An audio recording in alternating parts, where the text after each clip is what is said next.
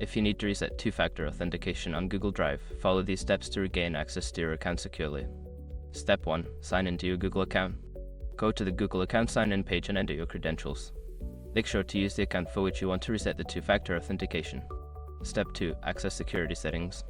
Once logged in, navigate to the security section of your Google account settings.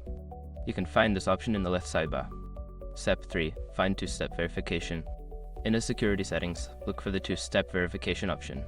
Click on it to view your current two-factor authentication settings. Step 4. Disable two-step verification. To reset the two-factor authentication, you will need to disable it first. Click on the option to turn off two-step verification and follow the prompts to confirm your choice. Step 5. Re-enable two-step verification. After disabling, you can set up two-step verification again. Follow the on-screen instructions to choose your preferred method like SMS or an authenticator app and complete the setup process. By following these steps, you can successfully reset your two-factor authentication on Google Drive. If you encounter any issues, consult Google as help resources for further assistance.